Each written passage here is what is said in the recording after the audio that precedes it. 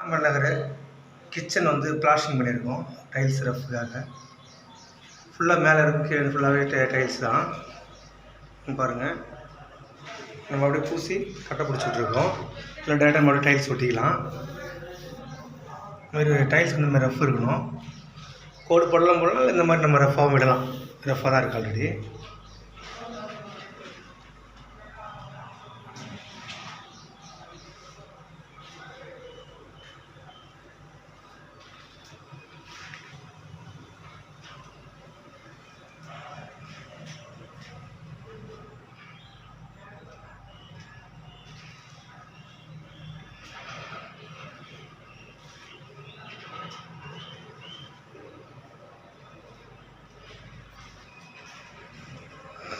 சீலிங்லாம் blasting பண்ணியாச்சு.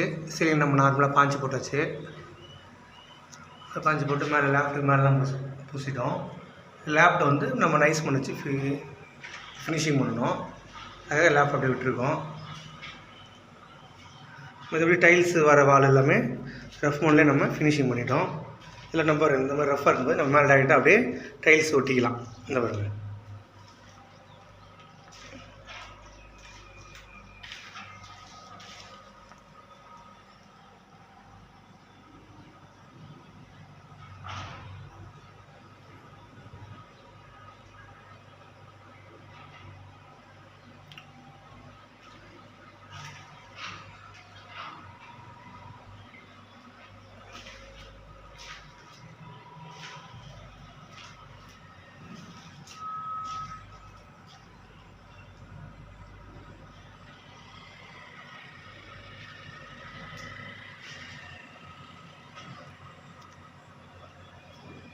Ceiling பக்கம் நம்ம ஃபினிஷிங் பண்ணிட்டோம். அது சீலிங்லாம் வந்து மார்பிள் ஒயிட்டு, வால் எல்லாமே கீழே அந்த மேலே வரைக்குமே டைல்ஸு.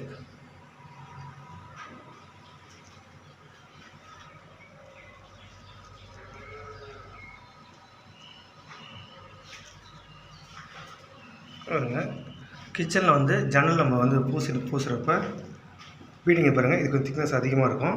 டைல்ஸ் வரப்போ நமக்கு ஈவனாக கரெக்டாக சரியாயிடும். ஒரு 1/2 இன்ச் வந்து நம்ம இது வச்சுருக்கோம், பீடிங் வச்சுருக்கோம். அதாவது பிளாஸ்டிங் போக 1/2 இன்ச் வச்சுருக்கோம்.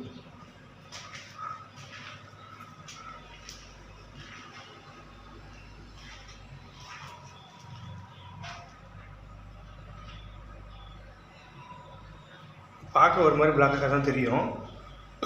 ஆனால் நம்ம அது வந்து பக்காவாக பண்ணியிருக்கிறோம். பிளாஸ்டிங்கு டைல்ஸ் ரஃப், அது வந்து ரஃப்காக. அதில் பார்த்து ஒரே பண்ணிட்டா ஒரு மாதிரி வெள்ளை இருட்டாக தெரியுது, அப்படி தான் தெரியும். அது வந்து ரஃப் டைல்ஸ் வந்து அப்படி தான் பண்ணியிருக்கு. இப்படி பண்ணால் நம்ம டைல்ஸ் ஒட்டுறது மேலே கிரீப்பாக பிடிச்சிக்கும்.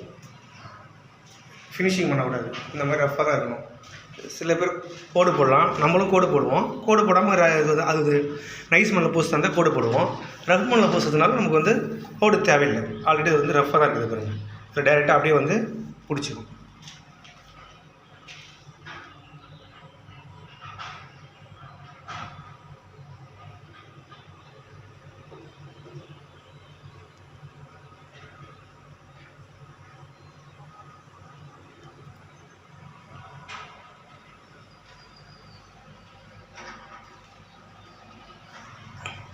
கிச்சனில் வந்து இன்னும் அந்த ஒரு வால் மட்டும் நம்ம ஃபினிஷிங் பண்ணாமல் இருக்கும்.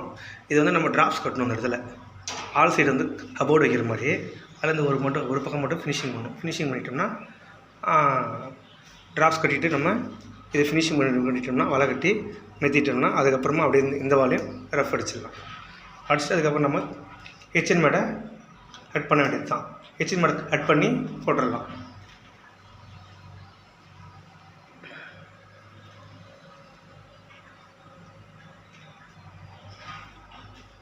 இது வந்து கம்பி நம்ம கட் பண்ணி வைக்கிறப்போ இதுக்குள்ளே நம்ம உடச்சி வாலில் கட் பண்ணி உடச்சி உள்ளே வைக்கணும். கம்பி உள்ளே வச்சு நம்ம வால் லெவலுக்கு தான் ட்ராப்ஸ் கட்டணும். அதுக்காக இருக்கு. அதுவும் இந்த லேஃப்ட் மட்டும் இருக்கணும் ஃபினிஷிங் பண்ணாமல். லேஃப்ட் வந்து நம்ம ரஃப் மண்ணில் பூச முடியாதுன்றதுனால நைஸ் மண்ணில் வச்சு பூசிக்கலாம்.